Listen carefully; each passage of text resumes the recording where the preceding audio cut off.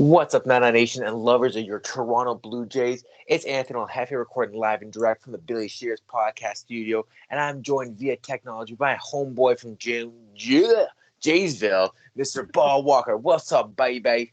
Yeah, how's it going, buddy? Fuck, Excited man. to be I've here. had fucking better days. Yeah, apparently those kids tire you out, I think. Fuck.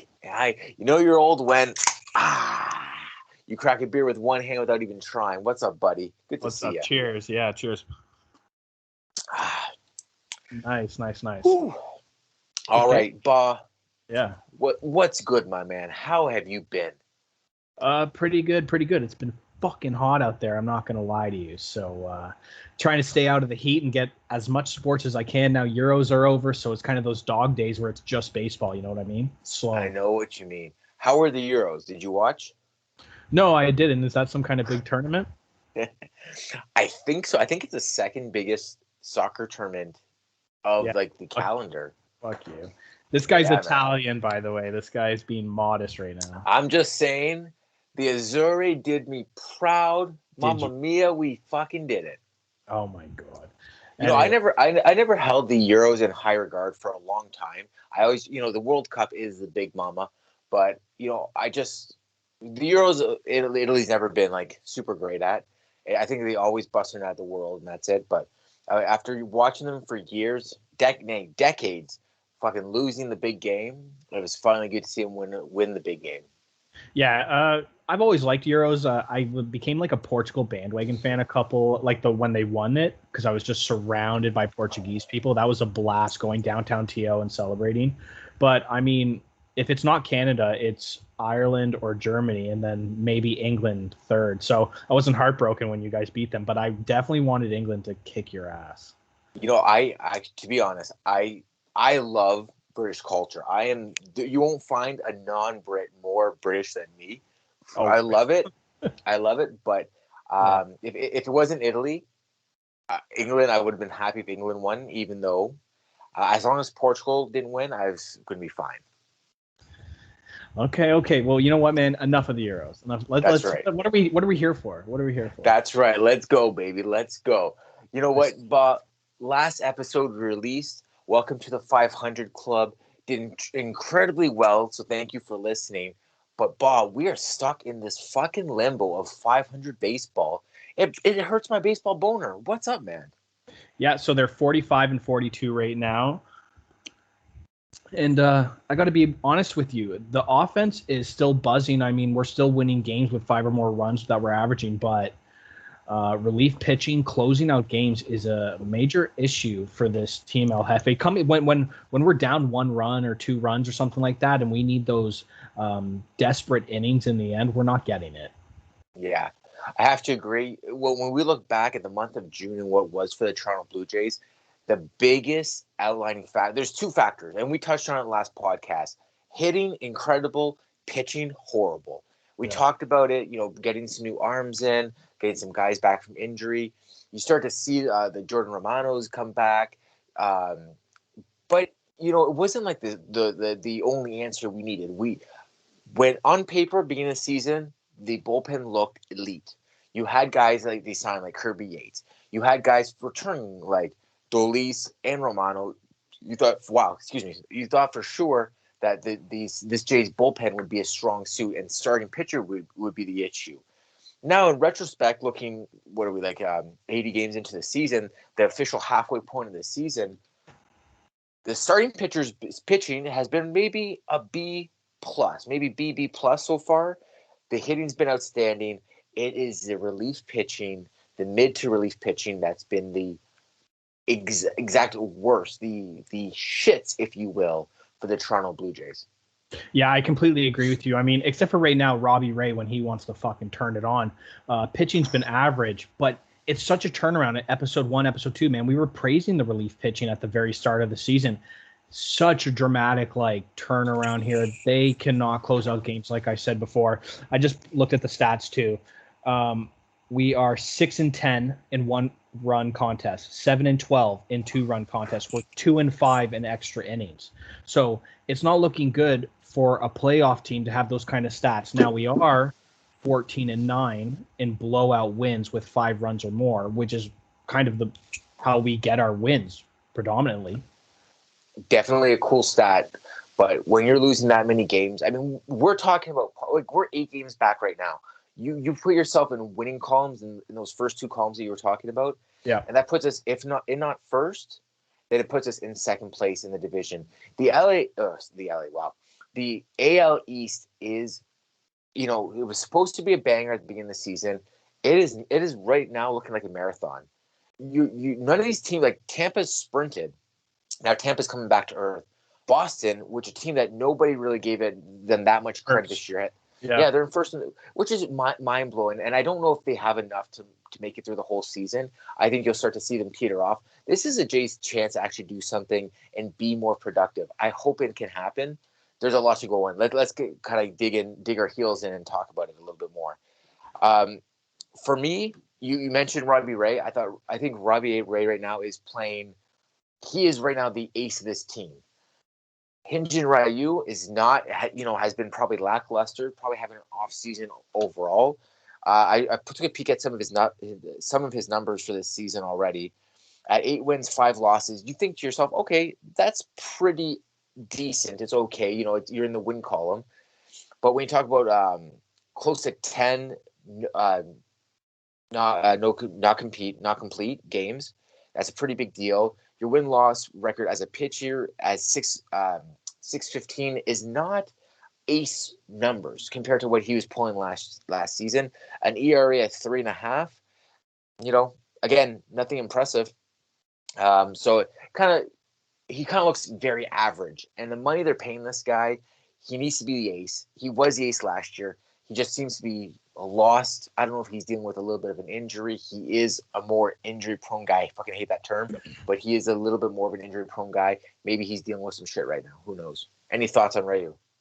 Yeah, it's kind of weird to me too because he started off the season kind of well, and then I have it doesn't look like he is, but when they cracked down on the substances, that's when he started to kind of shit the bed really, and he hasn't been the same since. I'm not saying he was using any substances. It never looked like it. But I don't know. It's really weird for him. Like, obviously, Robbie Ray is the starter right now. Ryu is definitely not having the same numbers that he had last year. He needs to step it up. But, we'll talk about it later. The relief help we're getting in, I hope it helps with him because we need, 5-6 innings from Ryu maybe? If we can hopefully win. Right now with the way that they're pitching, it seems like the starting pitching needs to pitch 7 innings, which, yeah. I feel like for like the history of baseball, a starter going 7 innings is like average. Yeah. It's been the last couple of years where baseball's like, okay, 2 times through the order, maybe 2.5 times, and then that's it. Like back to like regular scheduled programming. It's looking like the Jays are going to try to push their starters and get 7 innings out of it. But if Robbie Ray pitches every game, we'll be okay, I think. Yeah, he doesn't want to walk anymore, apparently. Yeah, all he wants to do. I was listening to the broadcast and they were talking about how he's dropped his changeup and his curveball out of his rotation, and he's basically a 2-pitch pitcher with an amazing amount of success with it. So I'm pretty impressed with the way he's playing right now. If you got to be a 2-pitch pitcher to be successful, do it. I was impressed with that game right before the All-Star break. Like, he looked what a beauty. Good. He looked good, confident, just calm. That's exactly what we need. You look at him, Alex Manoah, pitching incredibly well for a rookie. Yeah. This guy's campaign is looking so good. His slider is so filthy. He's striking out the next batter already. Like, it's so incredible. This guy's slider, and I hate to curse him with this name, and I actually want to bring this name up later in the broadcast, but reminds me a lot of Aaron Sanchez first couple seasons with the Jays. Yeah, wow, okay. And you know what? Besides Manoah, too, we were kind of singing Steve Matt's praises before. He's been okay-ish. Would you not agree? Started the season really hot. We thought, wow, amazing. Went down, I think he was on the 10-day DL with a tightness in his forearm. Yeah. But you see what happens when he comes back. But even, Matt, Strickland, Ryu,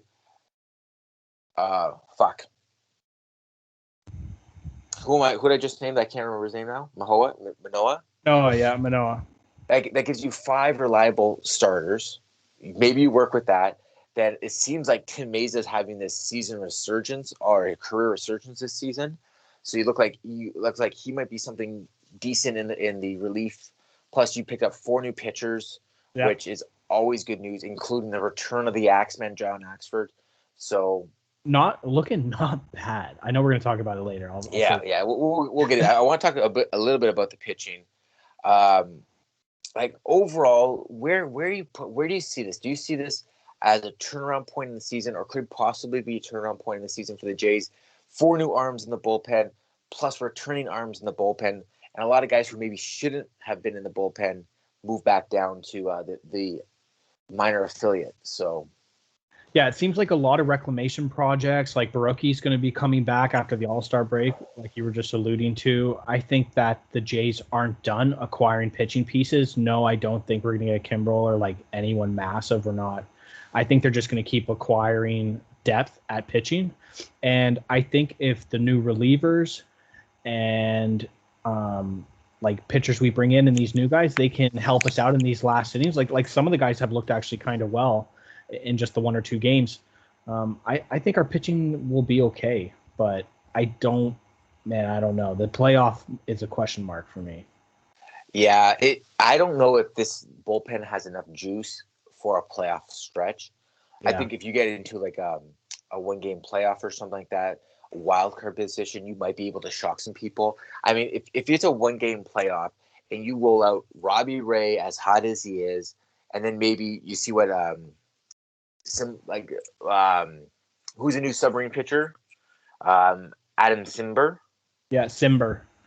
You know, you do something like a little like Tampa Bay Rays-ish, where you're like you just look good enough to get out of a 1-game playoff, possibly against Boston. Yeah. You know, I think you might be able to do something. But does this team have a long playoff run with the roster right now? I don't know. The run support, I don't think it will be there. So there's that. Yeah, I just still errors. I mean, those records that I brought up, like when it comes to playoff ball, it's going to be close, contested. Like there are innings that you need to shut out guys, and I don't know. Like I actually, you know what? I was thinking about it when you're asking me how I was feeling going into the All-Star break. I'm actually feeling okay with this team. Like I think, they kind of did what I thought they were going to do in the last 10, 12 games. But I don't know. That playoff is just still a question mark. Like I don't know about this pitching. I don't think they're going to acquire, like they're not, the way that Atkins runs this team and everything, they're not going to acquire a rental piece. Yeah, it wouldn't make sense for them to get a rental unless this piece is so good. So I'm thinking they're just hoping to get into these wild cards. Like we're 6.5 games back of Tampa Bay. They're the leader wild card, and we're 4.5 games back of Oakland. So I think right now this team, our sights are just set on Oakland, and that's what we're going for. I'll tell you this interesting little where are they now stat. I don't even where are they now. How are they now? The Jays active roster, they have 29 pitchers. Of those 29 pitchers, 15 of them are on the injured list right now. Yeah, that is insane. When you think half your staff is on, that is bad news for any. And you know what? Hits don't buy you pitches. That's the tough part. Now, we'll talk about some of these traits here because my boy, one of them thick boys, Mr. Raul Tellez, gone to my second favorite team, the Milwaukee Brewers. Brewers are sick. Brewers are sick. Also, really, really cool stadium. FYI, if you ever have a chance to go check out Miller Field, I was so blown away. One of the few ballparks with a slide in it, but cool. And where the dome has a retractable roof, they have like retractable walls. It's like so crazy. It's a cool stadium if you have a chance to check it out. But Raul Tellez, longtime Blue Jay. He was here before Shatkins had arrived, before all these young, great guys, young talent had showed up. He has been with the team for a long time. And in the minors, he was busting nuts in the minors for a long, long time. Finally gets a call up last year to be a full-time player. And 1.5 seasons as a full-time Blue Jay before they ship him out. I like the return. I think it's a very impressive return for Raul Tellez. And I can't remember the pitcher that he sent, but a minor league pitcher. You got Simbrel back and Dickerson, which is a steal. Like Corey Dickerson's a really good outfielder on a really good outfielding team. So defensively, I can see him helping out if Jonathan Davis isn't available or for whatever reason not doing it with the bat. And also a left-handed bat they got in return. I think this is a win-win trade for the Jays. Bob, your thoughts? I absolutely loved the trade when it happened. Didn't we get Bowden Francis and Trevor Richards from that trade? You're 100% correct. Yeah. Okay. That's why I was just thrown off for a sec. Yeah, I absolutely. You know what, Rowdy Tellez, I'm like you. We both liked him. I enjoyed him as a J. I'm cheering for him with the Brewers. He didn't go to a team I hate, but great return. As much as I still don't kind of like Atkins, this was a good trade for us. These two relief pitchers, Trevor Richards, like his first Jays appearance, not bad. Like not bad. Really good. Yeah, struck out one. Perfect inning. Like he's looking good. And then Bowden Francis, I mean, the stats on this guy looking pretty decent. So no complaints here. You're going to make trades like that and address the needs that we need right now. Massive. I agree. Moving on with the trades. So Francis comes in, Richards comes in on that deal. We already mentioned John Axford returned to the Blue Jays looking pretty good. They also picked up Riley Hovis. Yep. So I don't know if he's going to be an active roster guy. I think he might be a filling kind of guy. But another arm can't hurt the Jays. 4 new relief pitchers. I'm feeling pretty good about that. Yeah, he's playing with the Fisher Cats right now. I mean, he drafted in 2015 Miami. Not too impressive right now with the Fisher Cats, but it's just a depth move right now. But more importantly, you just completely sly and disrespect John Axford because this guy's hitting 98 miles per hour on the fucking radar gun still. You know what? the time off might have been good for him. Yeah. The thing about John Axford that scares me, like, he's a big guy, Canadian guy. I'm happy that the Jays, he was returned to the Jays. My biggest fear with these guys, maybe take a year off or whatever, is that I feel like they're one pitch away from blowing up their arm. Not as much play in the arm as used. I mean, these guys are all experienced, weathered guys, so I'm sure they're taking care of themselves. But it really worries me that in crunch time, he might blow a wheel and we might be in trouble. Yeah, I mean, expectations need to be, kind of simmered a bit because he hasn't played professional, like, major league ball since 2018. It was the, bone chips or something, wasn't it, that kept him out of his elbow. That's right, yeah. Yeah, so, I mean, 38 years old, he's looking good, no doubt, but, again, it's just a depth piece. So, yeah, for, what we're paying him and what we're getting, fucking A. Well, it's a win in that sense. My biggest concern with a guy like this, what I should say is, what I really hoped they would take a look at is a guy like Aaron Sanchez. And I don't know if Aaron Sanchez has a bitter taste about the way that things ended in Toronto for him. But when he left the major leagues, he had a pretty serious injury. He had all last year rehab. I don't know what the status is on him right now, but he's definitely a guy. And I'm going to bring up another name in the offseason that could be returning to the Jays. And I think both these guys in these new look Jays might be amazing. One being Aaron Sanchez. Second is the Stroh Show. I think Marcus Stroman has a possibility of becoming a Blue Jay. We know how he has this infinite love for the city, but I'm thinking that it's a possible off-season signee. And I don't even think the money would be insane on Stroman. I know that he's looking for money, but I don't think the money would be too crazy. If you're going to give guys like Steve Matz and Robbie Ray, like, you're not going to give Taijuan Walker the money that he wanted in the offseason, which was next to nothing. Yeah, that's crazy how he's playing too. Yeah. So I'm not too sure. I know that he's doing well, but I'm not too sure on what Taijuan Walker's doing. Well, I know, but he would definitely be helping us with what we have. Like, I just didn't understand. That seemed like a sure thing. Yeah, I totally agree. And he wanted a city, but I guess whatever. They couldn't figure out something. Yeah. So do you want Stroh Show back? Out of all honesty, yeah, because I know the breakup was messy, but man, that guy's passion and his will to win. Doesn't this team need that in the pitching staff? Because you got like Ray, who's cool as a cucumber, Ryu, Ryu, who's really, I don't know, mellow. Like, you don't have any of that fire, and I look at the pitching staff, I don't see anybody. It just feels kind of vanilla, is what I'm saying. I think they need a little punch in there. Yeah, you know what, man? The more you talk about it, it's actually good too, because you bring that up, and not only them, but Charlie as well. Like it's not Gibby running out to the plate. There's not that aggressive kind of behavior that we're used to. And I think, I mean, if you're gonna be honest, Stroh, the young guys would love him. Like he would definitely fit in with this locker room. I think it's a guy who he can pitch in the big game if you need him. It's not like he's unfamiliar with the situation. The guy can throw. The guy is good under pressure. The guy wants to win. This team is priming themselves to win. That is a big deal. So I like the idea of, I mean, obviously there's like a little bit of fanfare, of course. You know, like I think Stroman was like, I think he was underappreciated at the time. And then when Atkins was kind of going in and shredding out all those old guys, I mean, he was kind of like a casualty. He was like the kid in a divorce. So unfortunately, he got pushed around. He got sent to the Mets, which don't get me wrong, I like the Mets a lot. Like the Mets are one of my favorite National League teams, but the Mets aren't the Yankees, and that's where he wanted to go if you could. And I think it was a big FU sending him to the Mets as like, yeah, you want to go to New York? We'll send you to New York.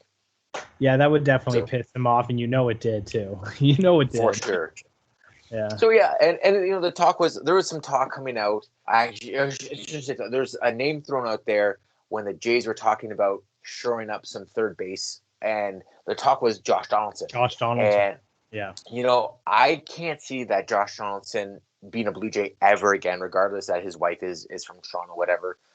I think Josh Donaldson was burned so bad and was so disgusted with the way that the team treated him that he would burn the Jays any way he could. Not the fans, of course. I mean, the fans would feel the effect.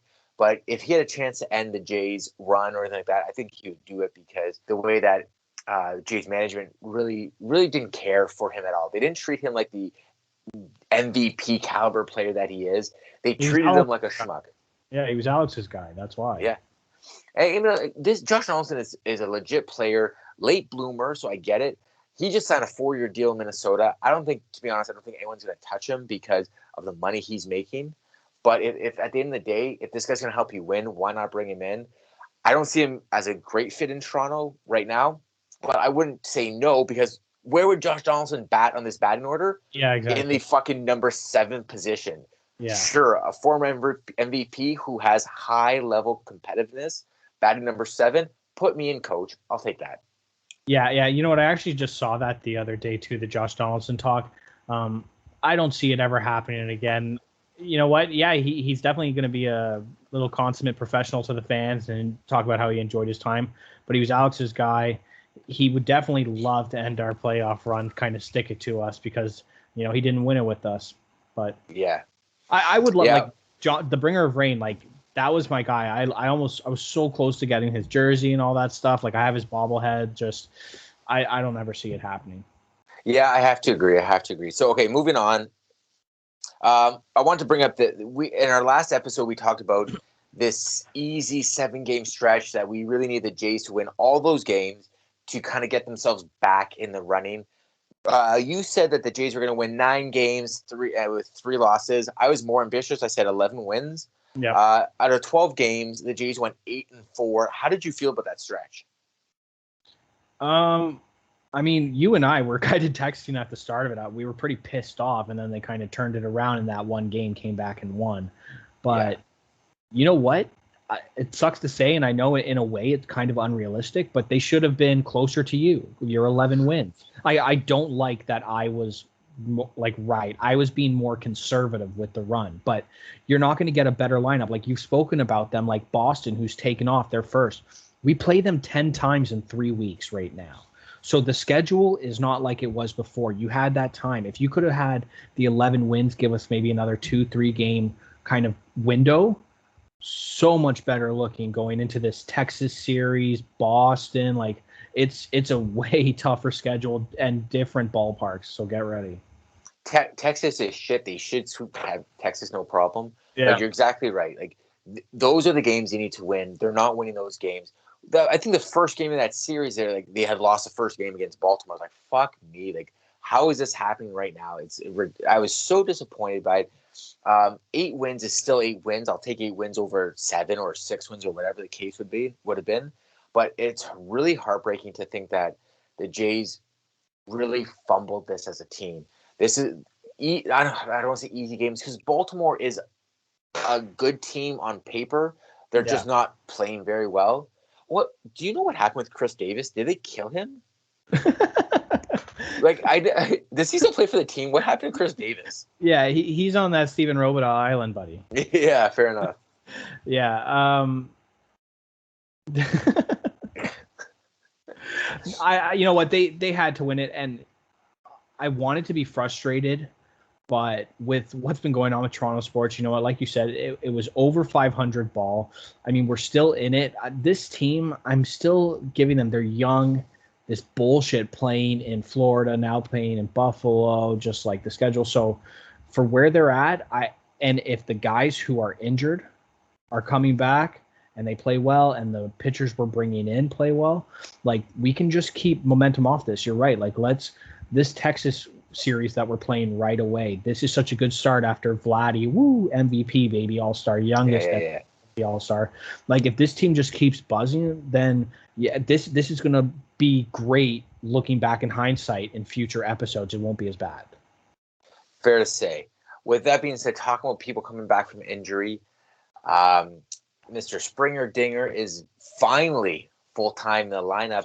Not full-time in the outfield, but full-time in the lineup.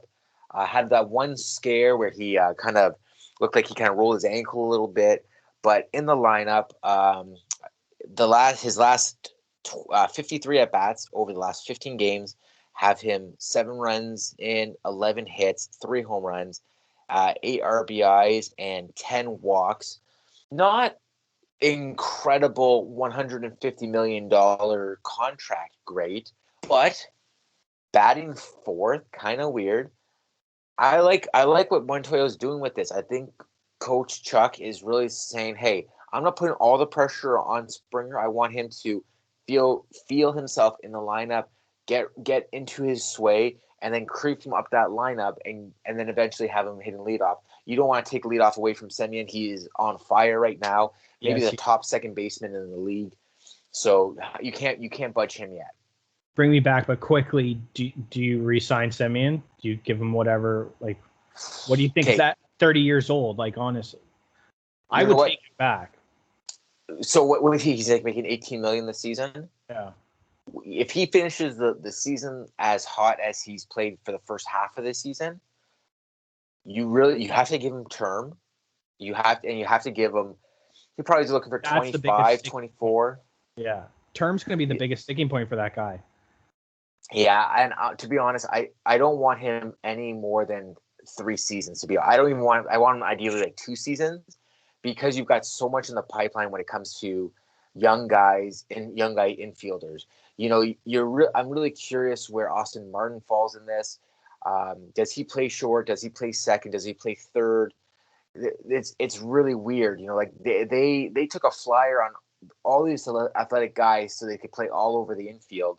Yet they're really just Band-Aid fixes. You know, I love Biggio as a player. I think he is a good Blue Jay player, but I don't know if he's a long-term Blue Jay, because not really cutting that third.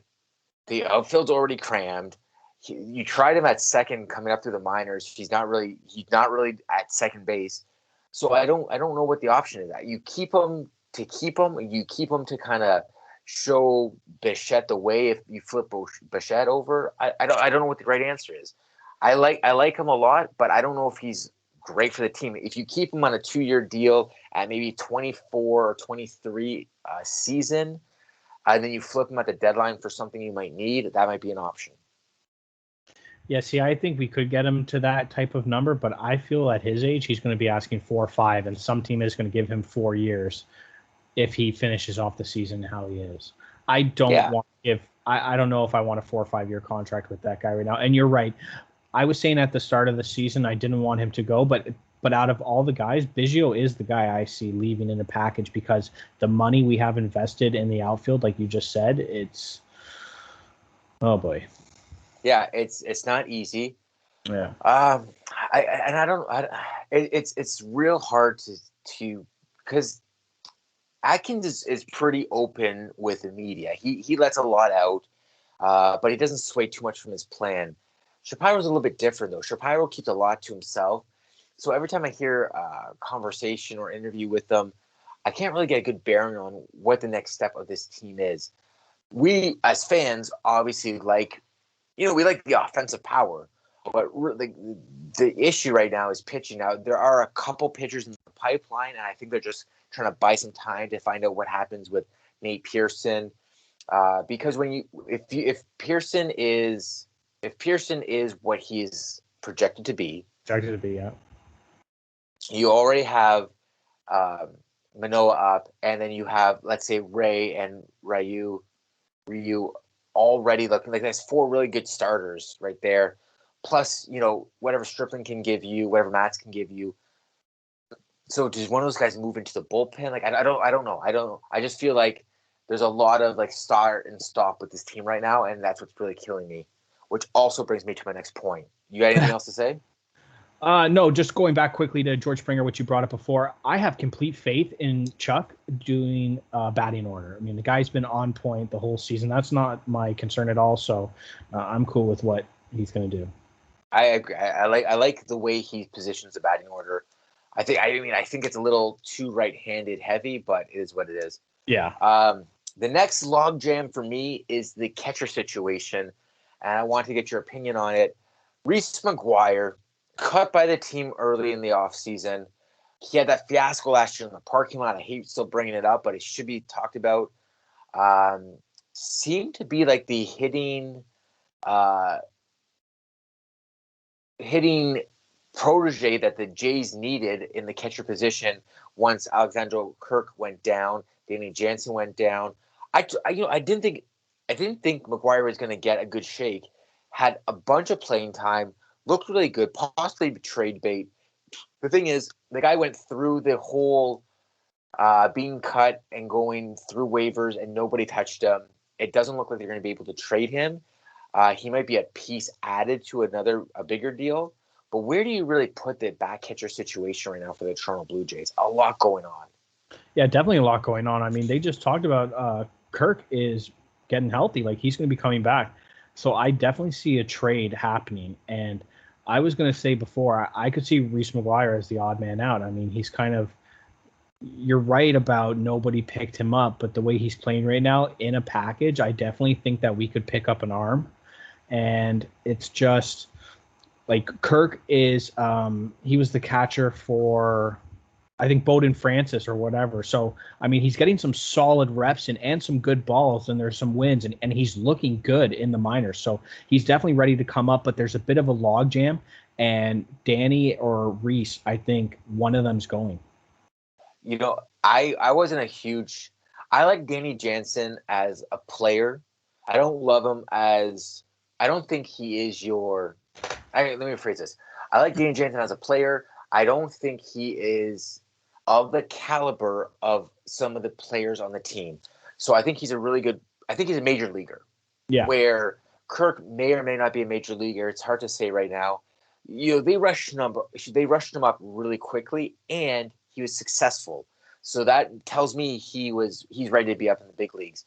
Reese McGuire, odd man out, and not to forget Riley Adams, who played really well when he was up too. You're looking at possibly 3 major league ready catchers. You're going to carry 2 guys no matter what. Carrying 4 guys, which is what the Jays did, is insane, and they did it. It didn't make any sense whatsoever, but it worked for the Jays. Kirk is healthy, ready to go, not playing. Jansen, he's the guy that they gave the glove to initially. I think he calls a really good game. I think he has really good relationships with the pitching staff. I think the pitching staff respects him, but his bat is so shit. Yeah, like .168 right now, people. Like, he'll hit the odd home run. This is what he is. He's better than JP Arancibia. Oh yeah, shout out. Yeah. Yeah. Was it JP Arancibia? Yeah. Don't do this to me now. It's Arancibia for sure is his last name. I can't remember his name. Whatever. Arancibia would find himself hitting home runs all the time, and then he went home run hunting, and he struck out all the time. Danny Jansen isn't looking for home runs, but he'll run into a home run every now and then. But this guy isn't hitting triples. He's not hitting doubles. it's a home run, a walk, or a strikeout with this guy. And unfortunately, it's mostly strikeouts with Danny Jansen, and his bat just isn't there. It's heartbreaking. And I think when it comes to market value, I think the guy with the most upside, which will get you the best yield back, is Alex Kirk. I think Alex Kirk is the best trade bait on that roster. He's got the most upside. He can hit. His strike zone's about 6 inches big. Like, it's ridiculous. He's so short and pudgy. You just want to give him a squeeze. But I think he gives you the most return on the market. Oh, definitely. Like, I mean, if it's me right now, I'm thinking out of the three, Reese is going to be the one gone. I see Danny as kind of like a company man. You know what I mean? Like, it seems like the team really loves him, and you're right, the performance is not there, but he's a guy that's willing to take what place he's given in the team and roll with it. So I don't know, man. I don't know if I want Kirk to be the one traded, and I know he is the most trade bait, but I would say it'd be Reese. Yeah, I think Reese is gonna be one of those guys that you add him into a piece, or he just stays in the team. I don't see anyone looking for Danny Jansen. I think maybe Riley Adams might be. I mean, he might be like a bundled piece as well too. Let's move on. Okay. You just mentioned it. We're just coming off the All-Star break. We had 4 Jays go to the All-Star game. When you saw the lineup, it was so impressive. I mean, it makes you super proud as a Blue Jay fan to see all these guys in the All-Star game. What value do you put into the All-Star game? I mean, I don't know, man. It was definitely way better when we were younger. Like, it's just a marketing ploy. I like that, especially for the Blue Jays and to a lesser extent NBA, the Raptors. It's the exposure that these guys are going to get, because you know that Vladdy made some fans. Like, with that Totally. like that homer was unreal. So there are going to be some people who just collect jerseys from any team. They're definitely going to pick up a Jays jersey. First off, do you like those All-Star jerseys, or do you go back to the classic? At first, was not a fan, but when I saw them in action, I was like, I think I like them. I think they're kind of a play on those classic Rockies jerseys, right? So I didn't mind them. They're okay. Jerseys in the last 5 years, especially like specialty jerseys, like these fucking stupid player weekend jerseys, those are all fucking bullshit. I haven't seen one that have been the Blue Jay double blue thing was, I don't know, it looked too weird for me. Yeah. Yeah, to be honest, for me, the All-Star game is like, I like what it does to your resume as a baseball player, but I don't give a shit about the game. Like, I haven't watched the All-Star game in maybe 10 years. I like to check out the highlights. That bomb that Vladdy hit, that 468 footer, is super impressive, and winning the All-Star MVP and the talk that him and Springer had before he left, like, that was all cool stuff. Yeah, that was great. These are great stories. I need something more substantial. I need to be like, okay, cool. Now let's go on a 10-game winning streak, or let's go on a 15-game run where we're doing something impressive. Because if not, it doesn't mean shit to me right now. I don't give a shit about like these little bullshit All-Star game nonsense. It looks good on the resume when it says Vladdy Jr. 15-time All-Star. Cool. Yeah, youngest MVP ever in the All-Star game, and his stuff's in the Hall. Cool. World Series 0. Okay, cool. Like, let's get a World Series. Let's get a league MVP. I'm always amazed that the Jays only have 2 MVPs in the history of the club. Yeah. When you think of some of the absolute gems that they've had, I mean, George Bell for the 80s was a big power hitter. Cool, but like, whatever. Josh Donaldson, MVP in 2015. No World Series rings. Like, you need rings to be respected. That's the bottom line. Yeah, it's kind of crazy too. That kind of, I know there was a bit of off years, but 84 to 93, like, there should have been at least one other, you would think, back-to-back World Series. But hey, whatever. Yeah, like Roberto Alomar, first ballot Hall of Famer. Yeah, in some trouble right now. And I mean, very rarely you're going to find a second baseman who wins MVP, but incredible stats across the board. You had Roy Halladay. I mean, like, okay, pitchers rarely win MVPs as well, but Roy Halladay, I mean, one of our generation's top premier pitchers. Even like guys like Vernon Wells. I mean, okay, fine, Vernon Wells, Gold Glove winner, Silver Slugger winner, but maybe not MVP caliber, maybe, but there's still a possibility there. There's some serious guys like that could have won MVP for the Jays. Paul Molitor. I mean, anyways, whatever. There's definitely some guys that could have gone. What's that? Of Delgado as a kid. I wanted him. Delgado, yeah, another guy too. Yeah, big bat too. You know what's funny too about the All-Star game? I did actually love every All-Star game as a kid, but now I look at it, and when Vladdy chooses not to do the home run derby for rest, I'm like, fucking right. Take the seat. Get ready for the Jays season. You don't need this bullshit. And when I think like that, that's my real thought on the All-Star game. And I mean, I think, to be honest, I think he got robbed last year too. You know, like, oh yeah, what did he hit, like something like 87 home runs or something in the game? Like, it was insane. All right, so we talked about catcher depth. Okay, we're looking now a month before the trade deadline. We know the Jays need arms, but at what cost? Do you see anybody on the outs with this team? Like I said before, I don't think that the Jays are going to make a massive deal or sign one of these massive players that people are throwing out the names because the market's going to be a little bit nuts, it seems. I think that these deals that they've already made, bringing in reclamation projects and just bringing in extra arms, I think they're going to continue that process this year. So I'm thinking you're going to see kind of Rowdy Tellez type deals. I don't think you're going to see any of our big names leaving right now. Like, I'd be surprised. I definitely think a catcher's going. So I'm going to say Reese McGuire, possibly on the outs. But yeah, I think you're just going to see a couple of reliefs and maybe a starter that's like more of a veteran guy. The guys I can see possibly moving: Gurriel, Hernandez, one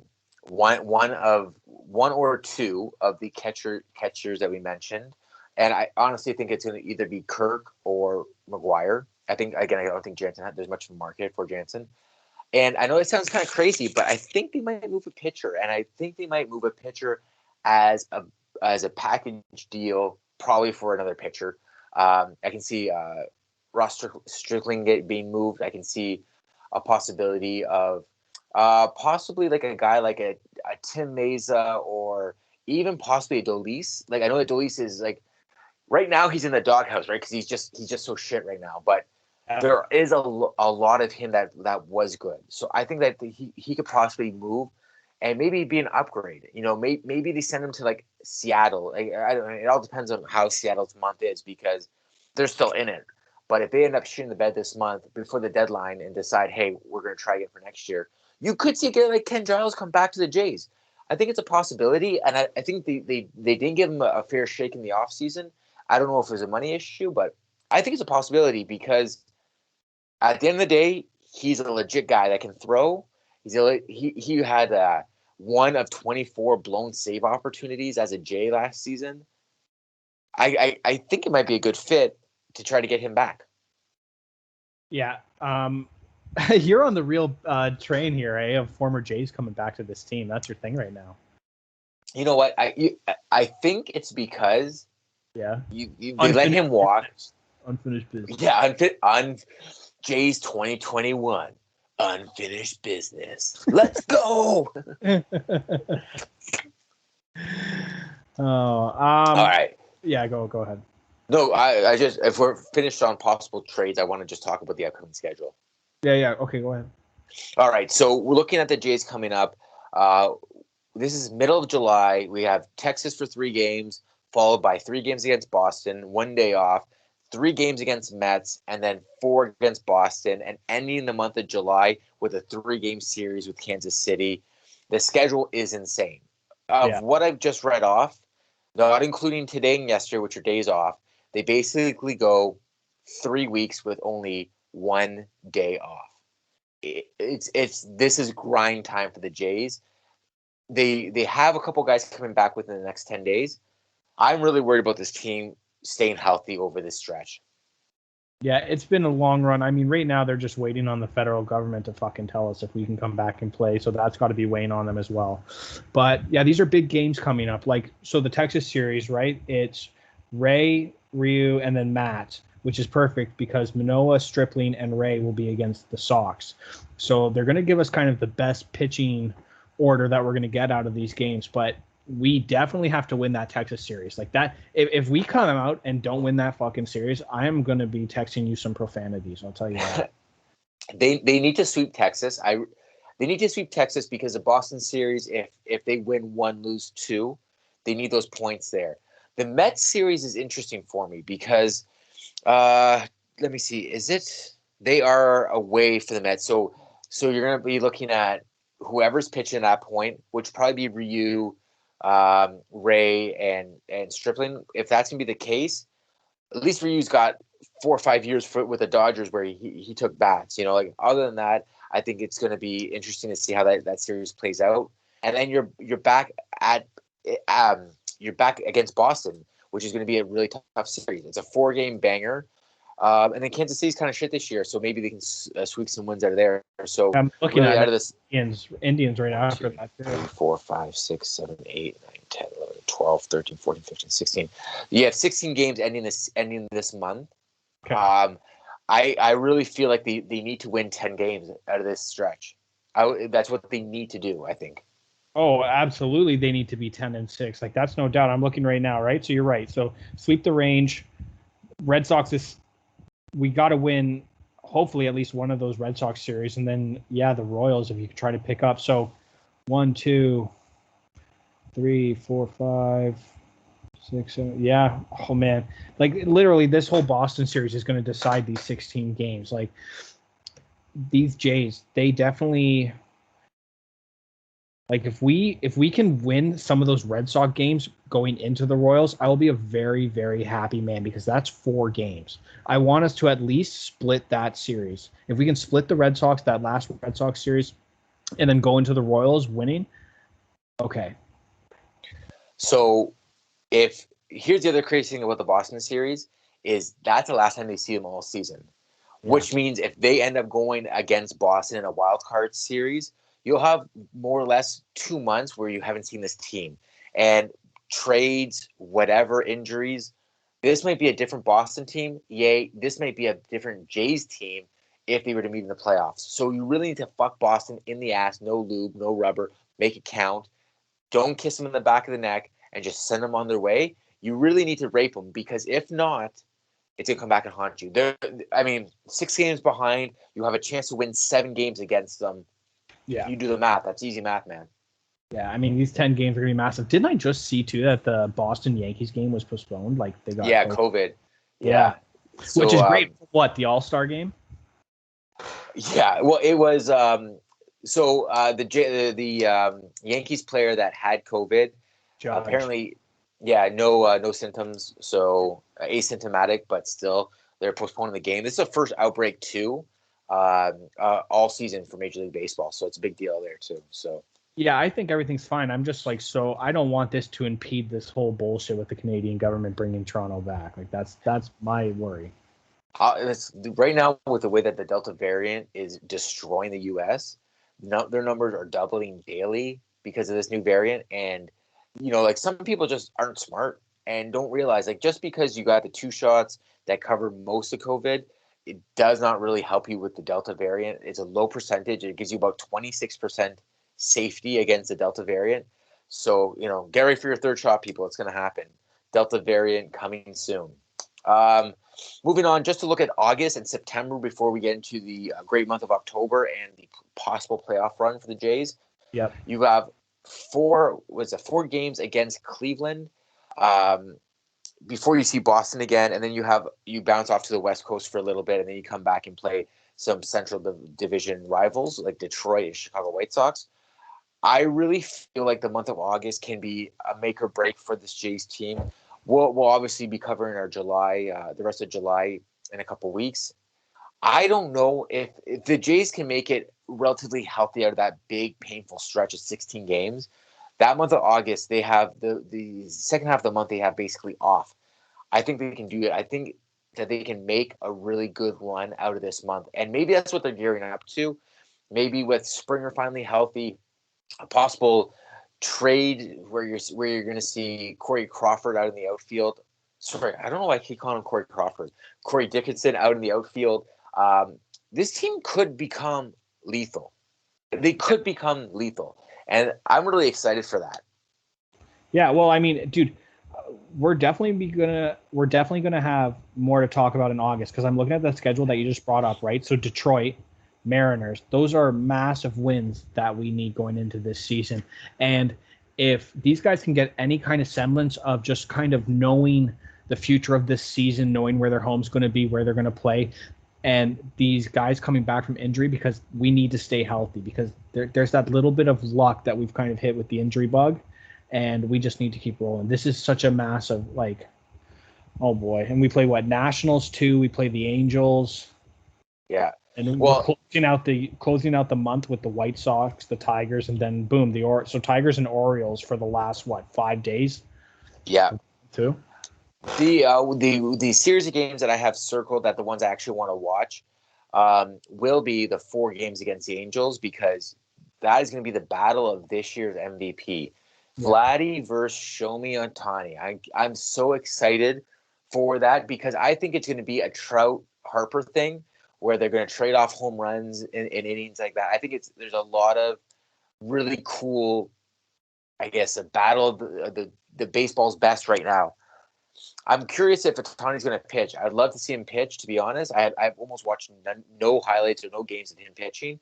I've seen some of the monster jams he's hit, but yeah, I'd be curious. I would like to see Vladdy, Ohtani, 4 games. It's a doubleheader in, Buffalo or possibly Toronto at that time, followed by 2 games in LA, which is kind of crazy that they're going to go all back to back with those games. Doubleheader, then fly out to the West Coast to play 2 games there, and then head up to Seattle. Yeah, it's actually crazy too, the possible MVP showdowns and how similar our teams and records are right now. Like we said, 45-42 for the Jays 4th. Angels are 45-44 in the 4th and 4th. There you go. Yeah. So crazy. I'm definitely going to be tuning into those games, buddy. And I always love just a good Detroit shit kicking as well. I'm not going to lie. Yeah, it's crazy to think that before our time, but in the 80s, the Tigers and the Jays had some battles. And but like in modern relevance, other than Daniel Norris, has the Jays and Tigers ever even cared? No, it's just I've been to so many kind of Jays and Detroit games. I don't even know why. I've been to a bunch of Seattle versus Jays and Detroit versus Jays. So those 2 teams, I've just always enjoyed it. Yeah, fair enough. All right, Bob, let's close off this edition of Jays. Where do you really want to see the Jays next time we meet up? Right now, they're like 3 or 4 games above 500 right now. Where would you like to see them? Where could you see them? I'm going to keep notes on this one because I'm very curious to revisit this. So what do you mean overall for the month of August? Like what they're... Give me an idea. Right now they're 45-42. Where do you see their record come like the end of July? Okay, and that was 16 games. I am going to take... Oh boy. Screw it. I'm going to do it. The 10-6 record. That's what they're going next. You want 10-6? I'm going to take the odds you gave me. All right. So you got them going 55-48. They need to show what they're worth against this Red Sox team right now. Okay. If you want to be a playoff team and we're one of the youngest teams, if not the youngest team age-wise in the MLB, and coming off this massive All-Star game, all the attention it brings, the MVP talk, how they're rolling, this needs to be a 10-6. Okay. I want to be buzzing next episode. Let's go. Listen, I'm on board for that. I am. And I always shoot hard, but I'm actually going to take a page from your book. I'm going to play it safe. I think the Jays are going to play 500 baseball because that's what they've done all season. 8-8, ending at 53-50, and still in the same spot they've been all season at the 500 club, baby. I really, really hope not, but truthfully, I'm kind of we're doing the role reversal. I'm kind of shooting the stars. That's exactly it. Because conservatively, I did want to go the 500, knowing how this team, because they kind of ended before the All-Star break. Like those were nice games to watch. No real complaints from me, but like, let's see how this goes moving forward. Yeah, I really wanted to see them come out of this All-Star game guns blazing.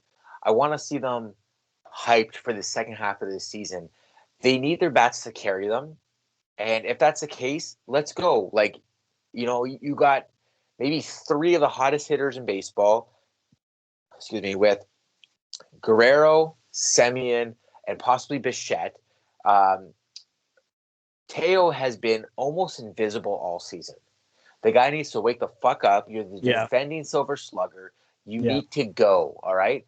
Gurriel's having a pretty decent season, but would love to see him impress me. Biggio's been pretty decent since coming back from injury. You know, he's kind of like your second half of the order, get on base guy. He needs to do that, and Springer needs to go. Not go. He needs to get going.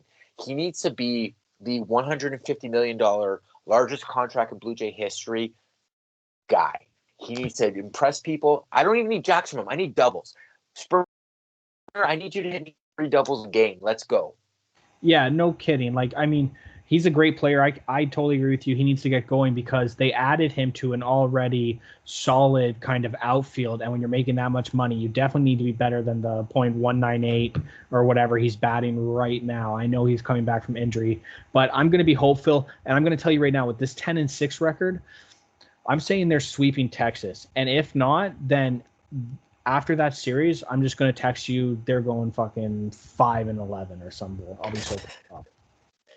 Well, stay tuned and listen up for the next Blue Jay edition, Ba. It's been sweet. I know by the time you guys are listening to this, we already have nothing but miss up on the network. Listen, baby, what's gonna happen? Like, bust your nut. Are the Bucks gonna come back in this, or is it Suns in 6? Okay, spoiler alert. I'm on the Bucks winning Game 7. Milwaukee, Giannis, they're going to take it home. That episode was an absolute blast. You guys got to check it out. And the next episode is going to be the season finale, season 1 of Nothing But Miss, and it's going to be a banger too. Excellent. I love it. I'm excited. Have you guys already started to queue up for the next mustard run? Oh, yeah, everybody. I'm on their asses right now. They better finish those movie reviews. I chose some beauties. Little Christian Bale movie, Hostiles. My brother has been on my ass to watch it for years. I'm finally going to watch it. It's a Western. And I picked, between you and I picked an absolute terrible fucking movie. This soccer movie that's supposed to be one of the worst movies of all time, so I can't wait. Is it Bend Him Like Beckett? No. Bend Him Like Beckett? Dude, it's called like Da Goal or some crazy. It's some weird. It's like half Bollywood, half Hollywood. We're going with it. Okay, I'm interested. The last thing I want to ask you, Ba. Yeah. We're looking at the offseason for the Toronto Maple Leafs after a very disappointing playoffs, but a very impressive regular season. It looks like we're going back to our regular alignment in the new season. We probably have a Jays edition after the Seattle draft / the start of free agency. The news came out today that the Leafs have given Zach Hyman permission to talk to other teams. Yep. Is Zach Hyman gone? I think he's gone. You do not give this guy $6.5 million with the way that you've structured this team. I know people don't want to leave podcasts right now, but he's worth the money. He's worked his ass off. I hope Hyman gets the money, but no, this team cannot afford it. And guess what? Because we're losing Kerfoot, because we'll probably lose Freddie, because we'll lose Hyman, we're going for Gabriel Landeskog, baby. That's going to be our Let's go. Another captain. Let's go. Hell yeah. More leadership. That's what we need. More leadership. PTA. Are you kidding me? I can't believe people are going nuts already. First of all, there's no way the Avs let him walk. They've got a ton of captains. You know what fucking freaks me out? I saw it today. I was so curious on like other teams and their cap space. Do you know how much fucking money Boston has ready to spend? Yeah. And they just signed Carlo too, which is unreal. Well, I thought for sure they were going to be able to keep him because I think he was still restricted. Of course. The Bruins have $24 million in cap space. I hate that fucking thing so much. If you want to talk about teams that are going to make some noise this offseason, first of all, there was a rumor that Taylor Hall was going to possibly take $750K and play for the Leafs for one season. No, he's going to sign at Boston. He's going to sign with Boston. They're going to give him $8 million. He's going to take it. Yeah. And he's going to play in Boston. And don't be surprised if Freddie Anderson becomes a Boston Bruin in the offseason. Don't be surprised. You heard it here first, folks. Oh, wow. See, everything I've heard and what I thought he was going to be going to Pittsburgh because Berkey definitely wanted a playoff experienced goaltender. Boston. Freddie, do not go to Boston. You heard it here first, folks. Jay's edition. We talk hockey sometimes. Oh, God damn it. Why would you put that Anyways, Bob, what I was trying to say is, In a couple weeks, maybe we'll record the first Leaf edition of 2022, but not really 2022. It's actually still 2021 for the 2022 season. Oh man, if you want to go through that torture again, yeah, I guess I'll join you. I got to see how the next couple weeks shake down, man. I'm so curious. I mean, it looks like they want to ice the exact same team from last year with the re-signings already. But I'm so curious to see where this next move is for the Leafs. I'm so curious. So I'm intrigued. Yeah, we'll do a post Kraken expansion because that's when the real plans are going to start for this offseason. Yeah, man, I'm in. All right, guys. Thank you so much for tuning in. This was a long one. I thought this was going to run half an hour. We doubled up on that projection. Go Jays, go. Let's make this push, baby. Come on. Don't you want it? Yeah, 10-6, boys. Let's go for the playoff. Young Guns. Take us home.